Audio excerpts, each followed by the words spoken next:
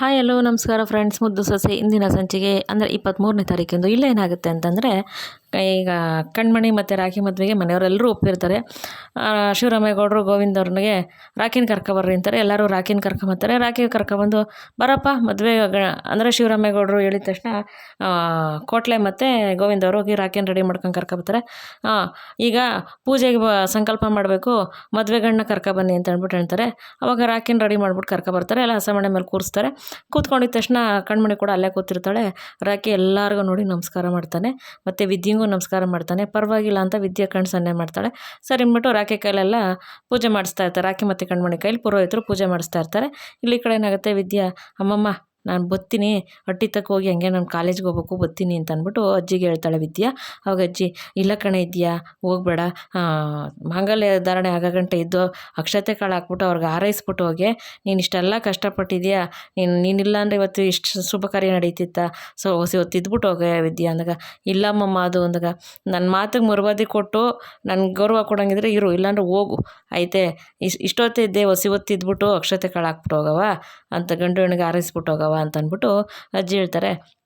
ಹೋಗ ಸರಿ ಆಯಿತು ಅಮ್ಮಮ್ಮ ಇರ್ತೀನಿ ಅಂದಾಗ, ಸರಿ ಕಣವ ಅಂತ ಅಂದ್ಬಿಟ್ಟು ವಿದ್ಯೆಗೆ ಅಜ್ಜಿ ಹೇಳ್ತಾರೆ. ಇಲ್ಲಿ ಪುರೋಹಿತರು ತಗೊಳ್ರಪ್ಪ ಹಾರ ಬದಲಾಯಿಸ್ಕೊಳ್ಳಿ ಅಂತ ಅಂದ್ಬಿಟ್ಟು ಗಂಡು ಹೆಣ್ಣಿಗೆ ಹಾರ ಕೊಡ್ತಾರೆ. ಹಾರ ಬದಲಾಯಿಸ್ಕೊತಾರೆ. ಸರಿ ಈ ಮಾಂಗಲ್ಯನ ನಮಸ್ಕಾರ ಮಾಡಿ ಅರ್ಶಿನ ಕುಂಕುಮ ಇಟ್ಟು ಪೂಜೆ ಮಾಡ್ರಪ್ಪ ಅಂತೇಳ್ಬಿಟ್ಟು ಗಂಡು ಕೈಗೆ ಮಾಂಗಲ್ಯ ಕೊಡ್ತಾರೆ. ಹೆಣ್ಣನ್ನು ನೀನು ಪೂಜೆ ಮಾಡಮ್ಮ ಅಂತೇಳ್ಬಿಟ್ಟು ಪೂಜೆ ಮಾಡ್ತಾರೆ. ಕಣ್ಮಣಿಗೆ ತುಂಬ ಖುಷಿ ಆಗುತ್ತೆ. ಯಾಕೆಂದರೆ ತಾನು ಪ್ರೀತಿಸೋ ಹುಡುಗನ ಮದುವೆ ಆಗ್ತಿದ್ದೀನಿ ಅಂತ ಅಂದ್ಬಿಟ್ಟು, ಅದು ಹಿರೀಕರ ಸಮ್ಮುಖದಲ್ಲಿ ಮದುವೆ ಆಗ್ತೀನಿ ಅಂತ ಅವಳಿಗೆ ತುಂಬಾ ಖುಷಿ ಆಗುತ್ತೆ. ಕಣ್ಮಣಿಗೆ ಎಲ್ಲರ ಮುಖ ನೋಡಿ ಖುಷಿಯಾಗಿ ಮಾಂಗಲ್ಯಗೆ ಪೂಜೆ ಮಾಡ್ತಾ ಇರ್ತಾಳೆ. ಆಮೇಲೆ ಸರಿ ಅಂದ್ಬಿಟ್ಟು ಪುರೋಹಿತರು ತಗೊಮ್ಮ ಈ ಮಾಂಗಲ್ಯ ಮುಟ್ಟಿಸ್ಕೊಂಡು ಬಾ ಹಿರೀಕರ ಹತ್ರ ಎಲ್ಲರ ಹತ್ರನೂ ಅಂತ ಹೇಳ್ಬಿಟ್ಟು ಚಂಪನ ಕೈ ಕೊಡ್ತಾರೆ. ಚಂಪ ಎಲ್ಲರ ಹತ್ರ ಮುಟ್ಟಿಸ್ಕೊಂಡು ವಿದ್ಯೆನ ಹತ್ರನೂ ಮಾಂಗಲ್ಯ ಮುಟ್ಟಿಸ್ಕೊಂಡು ಬಂದು ಅಜ್ಜಿ ಹತ್ರ ಎಲ್ಲ ಬಂದು ತಿರ್ಗಾ ತೊಗೊಂಡ್ಬಂದು ಕೊಟ್ಟಾಗ ಸರಿ ಮಾಂಗಲ್ಯ ಧಾರಣೆ ಆಗುತ್ತೆ. ಗಟ್ಟಿ ಮೇಳ ಅಂದಿದ ತಕ್ಷಣ ರಾಖಿ ಕೈಯಲ್ಲಿ ಮಾಂಗಲ್ಯ ಹಿಡ್ಕೊಂಡು ಎಲ್ಲರ ಮುಖನೂ ನೋಡ್ತಾನೆ. ನೋಡ್ಬಿಟ್ಟು ವಿದ್ಯೆನ ಕಡೆ ಎಲ್ಲ ನೋಡ್ಬಿಟ್ಟು ವಿದ್ಯಾ ಕಣ್ಣಿಂಗೆ ಅಂತಾಳೆ. ಅವಾಗ ಸರಿ ಅಂದ್ಬಿಟ್ಟು ಮಾಂಗಲ್ಯ ಧಾರಣೆ ಮಾಡ್ತಾನೆ. ಖುಷಿಯಾಗಿ ಎಲ್ಲ ಮದುವೆ ಆಗುತ್ತೆ. ಎಲ್ಲ ಖುಷಿಯಾಗಿ ಮದುವೆ ಮಾಡ್ಕೋತಾರೆ. ಆದರೆ ಇನ್ನೊಂದು ಕೆಲಸ ಅಲ್ಲಿ ಬಾಕಿ ಇದೆ. ಯಾಕೆಂದರೆ ಈಶ್ವರಿಗೆ ಇನ್ನೂ ಕ್ಲಾಸ್ ತೊಗೊಂಡಿಲ್ಲ ಶಿವರಾಮೇಗೌಡರು. ಮನೆಗೆ ಹೋದ್ಮೇಲೆ ತಗೊಳ್ಳೋಂದ್ರೆ ಸುಮ್ಮನವ್ರೆ. ಇಲ್ಲಿ ವಿನಂತಿ ಮತ್ತು ಈಶ್ವರಿ ಮತ್ತು ಸಾವಿತ್ರಿಗೆಲ್ಲ ಒಂಥರ ಕೋಪ. ಯಾಕೆಂದರೆ ನಾವು ಇಷ್ಟಪಟ್ಟಿದ್ದು ಹುಡುಗನ ಮದುವೆ ಮಾಡ್ಕೊಂಡಿಲ್ವಲ್ಲ ಅಂತ ಹೇಳ್ಬಿಟ್ಟು. ಇಲ್ಲಿ ವಿನಂತಿ ಏನಂತಾಳೆ, ಅವ್ವ ಯಾವತ್ತೂ ಅಷ್ಟೇ ನೀನು ಮಾಡಿದ ಪ್ಲ್ಯಾನ್ ಯಾವುದಾನು ವರ್ಕ್ ಆಗತ್ತೆ ನೋಡು, ನನ್ನನ್ನು ಹೈಲೈಟ್ ಮಾಡ್ತೀನಿ ಅಂತ ಹೋಗ್ಬಿಟ್ಟು ಯಾವುದೋ ಅಲ್ದಂಗೆ ಟುಸ್ ಮಾಡಿದೆ. ನೀನು ಮಾತು ಕೇಳ್ಕೊಂಡ್ರೆ ಯಾವುದೋ ಆಗೋಕ್ಕಿಲ್ಲ ಕಣವ, ನಾನೇನೋ ಮಾಡೋಕ್ಕೋಗಿ ಏನೋ ಆಯಿತು ಅನ್ನೋಂಗೆ. ಅಯ್ಯೋ ಹೋಗ್ಲಿ ಬಿಡೆ, ಇನ್ನು ಮುಂದಕ್ಕೆ ಏನಾರು ಪ್ಲ್ಯಾನ್ ಮಾಡಿದ್ರೆ ಆಯಿತು ಅಂತ ಸಾವಿತ್ರಿ ಹೇಳ್ತಾರೆ. ಅವ್ವ ತಾಯಿ ನೀನೇನು ಪ್ಲ್ಯಾನ್ ಮಾಡಬೇಡ, ಸುಮ್ಕೆ ನಿಂತ್ಕೊಬಿಡು ಇಲ್ಲಿ ಅಂತ ಅಂದ್ಬಿಟ್ಟು ವಿನಂತಿ ಅಂತಾಳೆ. ಅವಾಗ ಸಾವಿತ್ರಿ ಸುಮ್ಮನಾಗ್ತಾರೆ. ಆಮೇಲೆ ಸರಿ ಅಂದ್ಬಿಟ್ಟು ಇಲ್ಲಿ ಈಶ್ವರಿಗೆಲ್ಲ ಕೋಪ ಬರ್ತಾ ಇರುತ್ತೆ. ಇವಳು ಇಷ್ಟಪಟ್ಟಿದ್ದು ಹುಡುಗನ ಮದುವೆ ಆಯ್ತಾರಲ್ಲ ಅಂತ ಅಂದ್ಬಿಟ್ಟು. ಅವಂಗೂ ವಿನಂತಿ ಹೇಳ್ತಾಳೆ, ಅತ್ತಗೂ ಇಲ್ಲ ಇತ್ತಗೂ ಇಲ್ಲ, ಕೊನೆಗೆ ಅವ್ನು ಇಷ್ಟಪಟ್ಟಿರೋನೇ ಮದುವೆ ಮಾಡ್ಕೊಂಡ್ಲ ಅವಳು ನೋಡು ಅಂತ ಅಂದ್ಬಿಟ್ಟು ವಿನಂತಿ ಕೂಡ ಹಂಗೆ ಅಂತಾಳೆ ಸಾವಿತ್ರಿ ಹತ್ರ. ಆಮೇಲೆ ಸರಿ ಅಂತ ಹೇಳ್ಬಿಟ್ಟು ಮಾಂಗಲ್ಯ ಧಾರಣೆಯಾಗಿ ಎಲ್ಲ ಆಗುತ್ತೆ. ಎಲ್ಲ ಶಾಸ್ತ್ರಗಳೆಲ್ಲ ಮುಗಿದು ಮದುವೆ ಎಲ್ಲ ಆದಮೇಲೆ ಸರಿ ಇವಾಗ ಹೊರಡೋಣ ಅಂತ ಅಂದ್ಬಿಟ್ಟು ಶಿವರಾಮೇಗೌಡರು ಹೇಳಿದಾಗ, ಅವಾಗ ಮೋಹನರಣ್ಣ ಇಲ್ಲ ಬಾವ, ಇವಾಗ ನಾನು ಮದುವೆನ ನಮ್ಮೂರಲ್ಲೇ ಗ್ರ್ಯಾಂಡಾಗಿ ಮಾಡಬೇಕು ಅಂತಿದ್ದೆ, ಆದರೆ ನೀವು ಅಷ್ಟೇ ಗ್ರ್ಯಾಂಡಾಗಿ ಇಲ್ಲಿ ಮದುವೆ ಮಾಡಿಕೊಟ್ಟಿದ್ದೀರಾ. ಇವಾಗ ನಾನು ನನ್ನ ಮಗಳು ಅಳಿಯನ ನಮ್ಮನೆ ಕರ್ಕೊಂಡು ಹೋಗ್ತೀನಿ ಅಂತ ಮೋಹನರಣ್ಣ ಅಂದರೆ ಶಿವರಾಮೇಗೌಡರು ಬಾವ ಹೇಳ್ತಾರೆ. ಬಾವ ಅದು ಹೆಂಗಾದಾತು ಅಂದರೆ, ಇಲ್ಲ ಬಾವ ಇವಾಗ ಏನು ಮಾತಾಡಬೇಡಿ ನೀನು ಅಂದಿದ ತಕ್ಷಣ ಮೋಹನ, ಅಣ್ಣ ಹೊಸ ದಿವಸ ನಮ್ಮನೇಲಿರಲಿ, ಆಮೇಲೆ ಬೇಕಾದ್ರೆ ನೀನು ಕರ್ಕೊಂಡು ಹೋಗಿವಂತೆ ಅಂತ ಅಂದ್ಬಿಟ್ಟು ಮೋಹನ ಹೇಳ್ತಾರೆ. ಇಲ್ಲಮ್ಮ ಆಗಲ್ಲ, ನಾನು ಹಿಂಗೆ ಕರ್ಕೊಂಡು ಹೋಗ್ತೀನಿ ಅಂತ, ನಾನು ಆಮೇಲೆ ಸಾಕಿದ್ದೀನಿ ಅಂತ ನಾನು ಹೇಳ್ತಾ ಇಲ್ಲ, ಆದರೆ ನನ್ನ ಮಗಳು ಅಳಿ ನಾನು ಹಿಂಗೆ ಕರ್ಕೊಂಡು ಹೋಗ್ತೀನಿ ಅಂತ ಅವ್ರು ಹೇಳ್ತಾರೆ. ಆವಾಗ ಶಿವರಾಮೇಗೌಡರು ಆಯಿತು ಬಾವ, ನಿಮ್ಮ ಮಾತಿಗೆ ನಾನು ಎದುರು ಮಾತಾಡೋದು ಆಗತ್ತೆ, ಆಯಿತು ಬಿಡಿ, ಇವಾಗ ಒಂದು ಕೆಲಸ ಮಾಡೋಣ, ಎಲ್ಲ ಒಟ್ಟಿಗೆ ಹೋಗೋಣ, ಅಲ್ಲಿ ಏನೇನು ಬೇಕೋ ಶಾಸ್ತ್ರಗಳೆಲ್ಲ ಮನೆ ತುಂಬಿಸೋ ಶಾಸ್ತ್ರ ಎಲ್ಲ ಮುಗಿಸ್ಕೊಂಡಾದ್ಮೇಲೆ ನೀವು ನಿಮ್ಮೂರು ಹೋಗಿರಂತೆ ಅಂತ ಅಂದ್ಬಿಟ್ಟು ಶಿವರಾಮೇಗೌಡರು ಹೇಳ್ತಾರೆ. ಸರಿ ಆಯಿತು ಅಂದ್ಬಿಟ್ಟು ಎಲ್ಲರೂ ಮನೆಗೆ ಹೊರಡ್ತಾರೆ. ಮನೆಗೆ ಹೊಂದಿದ ತಕ್ಷಣ ಅಲ್ಲಿ ಚಂಪಾ ಮತ್ತು ಮೋಹನ ಗಂಡು ಹೆಣ್ಣಿಗೆ ಆರತಿ ಮಾಡಿಬಿಟ್ಟು ಬಲ್ಗಾಳಿಕ್ಬಿಟ್ಟು ಒಳಗಡೆ ಬನ್ರಪ್ಪ ರಾಖಿ ಕಣ್ಮಣಿ ಅಂತ ಮೋಹನ ಹೇಳ್ತಾರೆ. ಅವ್ರು ಬಲ್ಗಾಳಿಕ್ಬಿಟ್ಟು ಒಳಗಡೆ ಹೋಗ್ತಾರೆ. ಒಳಗಡೆ ಹೋಗಿದ ತಕ್ಷಣ ಗೌಡರು ಅಂದರೆ ಶಿವರಾಮೇಗೌಡರು, ಮೋಹನ ಇವ್ರಿಗೆ ದೇವ್ರ ಮನೆ ದೀಪ ಹಚ್ಚಿಸ್ಬಿಟ್ಟು ಹಾಲು ಹಣ್ಣಿನ ಶಾಸ್ತ್ರ ಮಾಡು ಅಂದರೆ, ಅದು ನಮ್ಮ ಕಡೆ ಎಲ್ಲ ಶಾಸ್ತ್ರಗಳು ಒಬ್ರೊಬ್ರ ಪದ್ಧತಿ ಒಂದೊಂದು ಥರ ಇರುತ್ತಲ್ಲ, ಆ ಥರ ಶಾಸ್ತ್ರ ಮಾಡೋದು. ಹಾಲು ಹಣ್ಣಿನ ಶಾಸ್ತ್ರ ಮಾಡಿಸು ಅಂತ ಶಿವರಾಮೇಗೌಡರು ಕಳಿಸ್ತಾರೆ. ಸರಿ ಅಂದ್ಬಿಟ್ಟು ಅಲ್ಲಿ ರಾಖಿ ಮತ್ತು ಕಣ್ಮಣಿ ಹೊರಡ್ತಾರೆ. ಇಲ್ಲಿ ಕಡೆ ಏನಾಗುತ್ತೆ, ವಿದ್ಯಾ ಅಡುಗೆಯನ್ನು ಮಾಡ್ಕೊತಾ ಇರ್ತಾಳೆ ಪಾಪ. ಅಲ್ಲಿಗೆ ಕಣ್ಮಣಿ ಅದಕ್ಕೆ ಅನ್ಕೊಂಬತ್ತಾಳೆ. ಕಣ್ಮಣಿ ಅಂತ ವಿದ್ಯೆ ಬಂದಿದ ತಕ್ಷಣ ಹಿಂದೆ ರಾಕಿನೂ ಬರ್ತಾನೆ. ಅದಕ್ಕೆ ಇವತ್ತು ನಿಮ್ಮ ಪ್ರಯತ್ನದಿಂದ ನಮ್ಮ ಮದುವೆ ಆಯಿತು, ಅದಕ್ಕೆ ನಿಜವಾಗ್ಲೂ ತುಂಬ ಥ್ಯಾಂಕ್ಸ್, ಅದಕ್ಕೆ ನೀವು ನಮ್ಮ ಮದುವೆ ಮಾಡಿಸಿದ್ಕೆ ನಾನು ಇವತ್ತು ಸಾನೇ ಖುಷಿಯಾಗಿದ್ದೀನಿ ಅಂತ ವಿದ್ಯಾ ಕಣ್ಮಣಿ ಹೇಳ್ತಾಳೆ. ಅವಾಗ ಕಣ್ಮಣಿ ಹೇಳಿದ ತಕ್ಷಣ ವಿದ್ಯಾ, ಹೋಗ್ಲಿ ಬಿಡವ, ನೀನು ಖುಷಿಯಾಗಿರೋದೇ ನನಗೆ ಮುಖ್ಯ ಅಲ್ವಾ, ಹೆಂಗೋ ನೀವಿಬ್ಬರು ಸಂತೋಷವಾಗಿ ಖುಷಿಯಾಗಿ ಚೆನ್ನಾಗಿದ್ರೆ ಅದು ಸಾಕು, ನನಗೆ ಇನ್ನೇನು ಬೇಡ ಅಂತ ಅಂದ್ಬಿಟ್ಟು ವಿದ್ಯೆ ಹೇಳ್ತಿರ್ತಾಳೆ. ಅವಾಗ ರಾಕಿನೂ ಕೂಡ ಹಿಂದೆ ಬಂದಿರ್ತಾರೆ.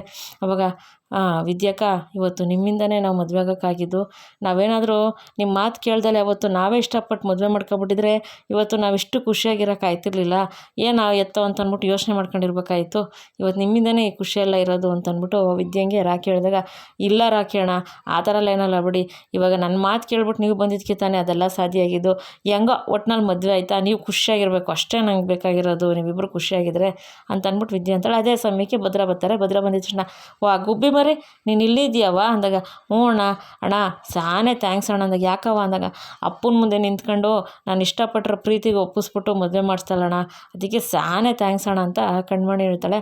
ಆವಾಗ ಇವರು ಕೂಡ ನಾನು ರಾಕಿ, ತುಂಬ ಥ್ಯಾಂಕ್ಸ್ ಚಿಕ್ಕವ್ರೆ, ಇವತ್ತು ನೀವು ನಿಂತ್ಕೊಂಡು ನಮ್ಮ ಮದುವೆ ಮಾಡಿಸಿದ್ರ ಅಂತ ಅಂದ್ಬಿಟ್ಟಿದ್ದಾಗ, ಅದೆಲ್ಲ ಏನಿಲ್ಲ ಬಿಡು ರಾಕಿ ಅಂತ ಅಂದ್ಬಿಟ್ಟು ಗೌಡರು ಅಂದರೆ ಭದ್ರ ರಾಕಿಗೆ ಹೇಳ್ತಾರೆ.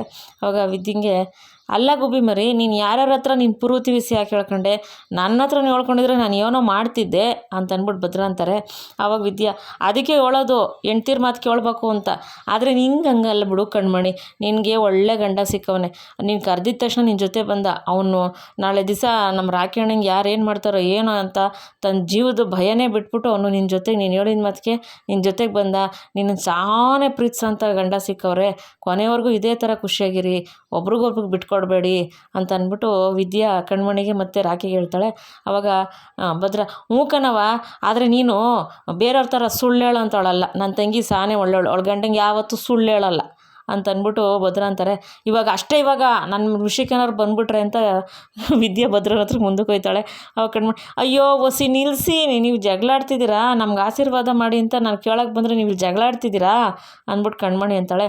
ಹಂಗಲ್ಲ ಕಣ ರಾಕಿ ಅಂತ ಅಂದ ತಕ್ಷಣ, ರಾಕಿ ಅಣ್ಣ, ಇವಾಗ ನೀವು ಈ ಅಳಿಯಂಗೆ ಏನು ಮರ್ಯಾದೆ ಕೊಡಬೇಕು ಅದು ಕೊಡಬೇಕು, ಅದೇನು ರಾಕಿ ಅನ್ನೋದು ಲಕ್ಷಣವಾಗಿ ಭಾವ ಅಂದ್ರೆ ಆಗದತ್ತೆ ಅಂತ ಅಂದ್ಬಿಟ್ಟು ವಿದ್ಯೆ ಅಂತಾಳೆ.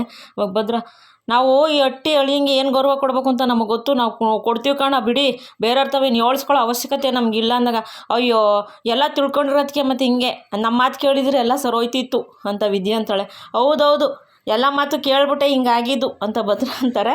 ಇಬ್ಬರು ಶುರು ಮಾಡ್ತಾರೆ. ಅವಾಗ, ಅಣ್ಣ ಅದಕ್ಕೆ ನಾನು ನಿಮ್ಮ ಹತ್ರ ಆಶೀರ್ವಾದ ತೊಗೊಳಕ್ಕೆ ಬಂದಿರೋದು, ನೀವು ಹಿಂಗೆ ಜಗಳ ಆಡಬೇಡಿ ಪ್ಲೀಸ್ ಅಂತ ಕಣ್ಮಣಿ ಅಂತಾಳೆ. ಅವಾಗ, ಅಣ್ಣ ಬಾ ಅಣ್ಣ ಆಶೀರ್ವಾದ ಮಾಡೋಂದಾಗ, ನಾನು ಯಾರು ಕೂಟನೂ ನಿಂತ್ಕೊಳ್ಳೋಕ್ಕಿಲ್ಲ ಜೊತೆಯಾಗೆ ಅಂತ ಭದ್ರ ಅಂತಾರೆ.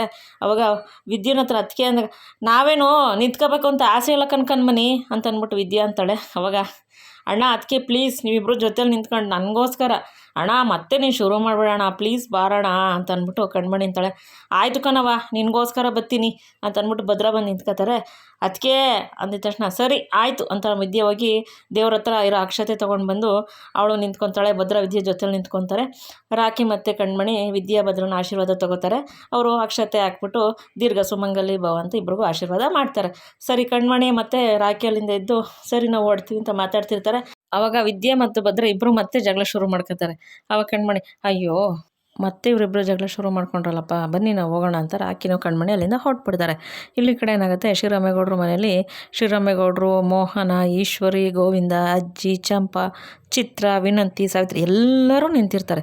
ಅವಾಗ ಶ್ರೀರಾಮೇಗೌಡರು ನವೀನ್ ಅವ್ರ ಅಮ್ಮ ಚಿತ್ರದಲ್ಲಿ ಹೇಳಿರ್ತಾರಲ್ಲ, ನಿಮ್ಗೆ ಏನೇನು ಸಿಗ್ತದೋ ಅದರಲ್ಲಿ ಅರ್ಧ ಪಾಲು ನನಗೆ ಕೊಡಬೇಕು ಅಂತ ಹೇಳಿದ್ದು, ಮತ್ತು ಹಿಂದಿನ ದಿವಸ ದುಡ್ಡು ತೊಗೊಂಡಿರೋದು ಎಲ್ಲ ಶ್ರೀರಾಮೇಗೌಡರು ನೆನಪಿಸ್ಕೊಂಡು ಕೋಪ ಬಂದು, ಅಲ್ಲ ನಾನು ನಂಬಿರೋರೆ ನನಗೆ ಈ ಥರ ಮಾಡಬೇಕಾದ್ರೆ ನಾನು ಯಾರನ್ನು ನಂಬಲಿ, ನನ್ನ ಮಗಳಿಗೆ ನಂಜೇಗೌಡನ ಮನೆ ಎಂಥದ್ದು, ಅವ್ರ ಮನೆತನ ಎಂಥದ್ದು ಅಂತ ಗೊತ್ತಿದ್ದು ನನ್ನ ಮಗಳನ್ನ ಮನೆಗೆ ಕೊಡಬೇಕು ಅಂತ ಮಾಡಿದ್ಯಲ್ಲ, ನೀನು ಏನು ಹೇಳ್ಬೇಕು ಅಂತ ಅಂದ್ಬಿಟ್ಟು ಶ್ರೀರಾಮೇಗೌಡರು ಈಶ್ವರಿಗೆ ಹೇಳ್ತಾರೆ. ಈಶ್ವರಿ, ಭಾವ ನಮ್ಮ ಮನೆ ದೇವ್ರ ಆಣೆಗೂ ನನಗೆ ಹುಡುಗ ಅಂತವನು ಅಂತ ಗೊತ್ತಿಲ್ಲ ಭಾವ ಅಂತ ಹೇಳಕ್ಕೆ ಬರ್ತಾಳೆ. ಅವಾಗ ಸಾಕು ಸುಮ್ಮನಿರು, ಗೊತ್ತಿದ್ದು ಗೊತ್ತಿಲ್ಲದ ಥರ ಎಲ್ಲ ಹೇಳ್ಬೇಡ, ವಿಚಾರಿಸ್ಬಿಟ್ಟು ತಾನೇ ನೀನು ಹೆಣ್ಣು ಕೊಡಿಸ್ಬೇಕು, ಅದನ್ನು ಬಿಟ್ಬಿಟ್ಟು ಏನು ತಿಳ್ಕೊಂಡಾಗ ಅದು ಹೆಂಗೆ ಹೆಣ್ಣು ಕೊಡ್ಸೋಕೆ ಹೋಗಿದೆ, ನನ್ನ ಮಗಳು ಇಷ್ಟೊತ್ತಿಗೆ ಅಪ್ಪ ನನ್ನ ಮಗಳು ಭಾಳ ಅನ್ಯಾಯವಾಗಿ ಹಾಳಾಗ್ಬಿಡ್ತಿತ್ತಲ್ಲ, ಯಾರು ನಂಬೋದು ಯಾರನ್ನು ಬಿಡೋದು, ಆ ದೇವ್ರು ನಮ್ಮ ಕಡೆಗಿದ್ದ ಎಲ್ಲ ಒಳ್ಳೇದಾಯಿತು, ಇವತ್ತು ನನ್ನ ಮಗಳು ಖುಷಿ ಆಗವಳೆ, ಇಲ್ಲಾಂದ್ರೆ ಇವತ್ತು ನನ್ನ ಮಗಳು ಗತಿ ಏನಾಯ್ತಿತ್ತು ಅಂತ ಶ್ರೀರಾಮೇಗೌಡರು ಹೇಳಕ್ಕೆ ಬರ್ತಾರೆ. ಅಲ್ಲ ನಾನು ನಂಬಿದವರೇ ನನಗೆ ಹಿಂಗೆ ಮೋಸ ಮಾಡಿಬಿಟ್ರಲ್ಲ, ಆಚೆಗಡೆ ಶತ್ರುನ ಬೇಕಾದ್ರೆ ನಂಬೋದು, ಮನೇಲೇ ಇದ್ಮೇಲೆ ಹೆಂಗೆ ನಂಬೋಕಾಯ್ತೈತೆ? ಒಂದು ಮನೆ ಆಗಲಿ, ಒಂದು ಮನೆತನ ಆಗಲಿ ಉಳಿಬೇಕು ಅಂದರೆ ನಂಬಿಕೆಗಳೇ ಮುಖ್ಯ. ಈ ಮನೇಲಿ ನಂಬಿಕೆಗಳ ಮೇಲೆ ನಾನು ನಿಂತಿರೋದು, ಈ ಮನೆ ಕಟ್ಟಿರೋದು, ನಾನು ಎಲ್ಲರೂ ನಂಬಿರೋದು. ನಂಬಿದವರೇ ಈ ಥರ ಮಾಡಿಬಿಟ್ರಲ್ಲ. ಅಲ್ಲ, ಅವತ್ತು ನೀನು ನಿನ್ನ ಮಗ ಸೇರ್ಕೊಂಡು ಮಾಡಿದ ಕೆಲಸಕ್ಕೆ ನನಗೆ ಎಷ್ಟು ಅವಮಾನ ಆಯಿತು. ಅವತ್ತು ಬಿಡು ಹೋಗಲಿ ಅಂತ ಕ್ಷಮಿಸ್ಬಿಟ್ಟೆ. ನಾನು ಅವತ್ತೇ ಎಚ್ಚರಿಸ್ಕೋಬೇಕಾಗಿತ್ತು. ನಾನು ಮಾರ್ಬಿಟ್ಟೆ. ಅವತ್ತು ಎಚ್ಚರಿಸ್ಕೊಬಿಟ್ಟಿದ್ರೆ ನನಗೆ ಇವತ್ತು ಈ ಗತಿ ಗೊತ್ತಿರಲಿಲ್ಲ. ಅರ್ಥ ಆಯ್ತೆ? ನಾನು ಅವತ್ತು ನೀನು ನಂಬಿದೆ ತೆಪ್ಪಾಯಿತು ಅಂತ ಅಂದ್ಬಿಟ್ಟು ಶಿವರಾಮೇಗೌಡರು ಈಶ್ವರಿಗೆ ಹೇಳ್ತಾರೆ. ಅಲ್ಲ ಕಣ್ ಬಾವ, ನಾನು ನೋಡು ಮಾತಾಡಬೇಡ ಅಂತ ಹೇಳ್ತಿದ್ದೀನಲ್ಲ, ನೀನು ಮಾತಾಡೋಂಗೆ ಇಲ್ಲ, ಮಾತಾಡಬೇಡ ನೀನು ಅಷ್ಟೇಯ ಅಂತ ಅಂದ ತಕ್ಷಣ ಪಾಪ ಅಜ್ಜಿಯವ್ರಿಗೆ ಎಲ್ರಿಗೂ ಬೇಜಾರಾಗ್ಬಿಡ್ತೈತೆ. ಎಲ್ಲರೂ ಬೇಜಾರಾಗಿ ನಿಂತಿರ್ತಾರಲ್ಲಿ. ಆಮೇಲೆ ಸರಿ ಅಂದ್ಬಿಟ್ಟು ಶಿವರಾಮೇಗೌಡರಿಗೆ ಏನಂದರೆ ಎಲ್ಲ ಗೊತ್ತಿದ್ದು ಇವಳು ಹಿಂಗೆ ಮಾಡಿಬಿಟ್ಲಲ್ಲ ಈಶ್ವರಿ ಅನ್ನೋದೊಂದು ಅವ್ರ ಕೋಪ ಇರ್ತದೆ. ಅಲ್ಲ, ನಾನು ಎಷ್ಟು ನಂಬಿದೆ ನಿನ್ನ, ನನ್ನ ಮಗಳು ನಿನ್ನ ಮಗಳು ಅಂತ ಹೇಳ್ದೆ. ಸರಿ ಬಿಡು, ನಮ್ಮ ಈಶ್ವರಿ ಅಲ್ವ ನೋಡಿ ಸಂಬಂಧ ಸರಿಗತೈತೆ, ಚೆಂದಾಗಿರ್ತೈತೆ ಅಂತ ಅಂದ್ಬಿಟ್ಟು ನಾನು ಅನ್ಕೊಂಡ್ರೆ ನಂಬಿಸ್ಬಿಟ್ಟು ನೀನು ಹಿಂಗೆ ಮಾಡ್ಬಿಟ್ಟೆಲ್ಲ. ತಿರ್ಗಾ ನೋಡಿದ್ರೆ ಸಮಜಾಯಿಸಿ ಕೊಡೋಕೆ ಬರ್ತಿದ್ಯಾ. ಮಾಡಿದ ತಪ್ಪು ನೀನು ಮಾಡಿರೋ ತಪ್ಪು ಸಾಕ್ಷಿ ಸಮೇತ ಮುಂದೆ ನಿಂತೈತೆ. ಅರ್ಥ ಐತೆ? ಸಾಕ್ಷಿ ಸಮೇತ ನಿಂತಿರೋದಕ್ಕೆ ಇಲ್ಲ ಅಂತ ಮತ್ತೆ ಹೇಳೋಕೆ ಬರ್ತಾ ಇದೆಯಾ? ಅದು ಹೆಂಗೆ ನಂಬ್ತೀನಿ ನಾನು ನಿನ್ನ ಅಂತ ಹೇಳೋಕೆ ಬರ್ತಾ ಇದೆಯಾ? ಇಲ್ಲ, ಇನ್ಯಾರನ್ನೂ ನಾನು ನಂಬೋಕ್ಕಿಲ್ಲ. ಆ ನಂಬಿಕೆ ನೀನು ಕಳ್ಕೊಂಬಿಟ್ಟಿದ್ಯಾ. ಇನ್ನು ಮುಂದಕ್ಕೂ ಅಷ್ಟೇ, ನಾನು ನಿನ್ನ ಯಾವುದೇ ವಿಷಯದಾಗೂ ನಂಬೋಕ್ಕಿಲ್ಲ. ನಿನ್ನ ಮೇಲೆ ನಂಗೆ ನಂಬಿಕೆ ಅನ್ನೋದು ಬರೋಕ್ಕಿಲ್ಲ ಅಂತ ಅಂದ್ಬಿಟ್ಟು ಶಿವರಾಮೇಗೌಡರು ಈಶ್ವರನ ಚೆನ್ನಾಗಿ ಕ್ಲಾಸ್ ತಗೊಂಡಿರ್ತಾರೆ. ಆವಾಗ ಸರಿಬಿಟ್ಟು ಗೋವಿಂದ ಅವ್ರ ಪಾಪ ಏನು ಮಾತಾಡೋಲ್ಲ. ಏಕೆಂದರೆ ಹೆಂಡ್ತಿ ತಪ್ಪು ಮಾಡಿದ್ದಾರೆ ಮತ್ತು ಅಣ್ಣನ ಮೇಲೆ ಅವ್ರಿಗೆ ಅಷ್ಟು ಗೌರವ ಇರುತ್ತೆ. ಅಣ್ಣಂಗೆ ಅವ್ರೇನು ತಿರ್ಗಿಸ್ಕೊಂಡು ಕೂಡ ಮಾತಾಡೋಲ್ಲ ಯಾವಾಗಲೂ ಅಷ್ಟೇನೆ. ಪಾಪ ಕೈ ಕಟ್ಕೊಂಡು ಸುಮ್ಮನೆ ನಿಂತ್ಬಿಟ್ಟಿರ್ತಾರೆ. ಇಲ್ಲಿ ಸಾವಿತ್ರಿ ಮತ್ತು ವಿನಂತಿಗೆ ಖುಷಿ ಈಶ್ವರಿನ ಬೈತಾಯಿದ್ದಾರೆ. ಇನ್ನೂ ಬೈಬೇಕು ಅಂತ ಅನ್ಕೊಂತಿರ್ತಾಳೆ. ಮೋಹನ್ ಅವ್ರು ಏನು ಮಾತಾಡ್ದಲ್ಲ ಪರಿಸ್ಥಿತಿಯಲ್ಲಿ ಇರ್ತಾರೆ. ಯಾಕೆಂದರೆ ತನ್ನ ಮಗಳು ಭಾಳ ಇದನ್ನು ಹೆಚ್ಚು ಕಮ್ಮಿ ಆಗಿದ್ದಾರೆ ಅಂತ ಅಂದ್ಬಿಟ್ಟು ಅವ್ರಿಗೊಂಚೂರು ಬೇಜಾರಾಗಿರುತ್ತೆ. ಮೋಹನ್ ಅವ್ರಿಗೆ ತುಂಬಾ ಪಾಪ ಬೇಜಾರು ಮಾಡ್ಕೊಂಡಿರ್ತಾರೆ. ಅಜ್ಜಿ ಏನು ಮಾತಾಡೋ ಪರಿಸ್ಥಿತಿಲಿ ಇರಲ್ಲ. ಏಕೆಂದರೆ ಇಲ್ಲಿ ಶಿವರಾಮೇಗೌಡರು ತೀರ್ಮಾನನೇ ಕೊನೆ ತೀರ್ಮಾನ ಅಂತ ಎಲ್ಲರೂ ನಂಬಿರ್ತಾರೆ. ಶಿವರಾಮೇಗೌಡರು ಕರೆಕ್ಟಾಗಿ ತೀರ್ಮಾನ ಕೊಡ್ತಾರೆ ಅಂತಲೂ ಗೊತ್ತಿರುತ್ತೆ ಎಲ್ಲರಿಗೂ.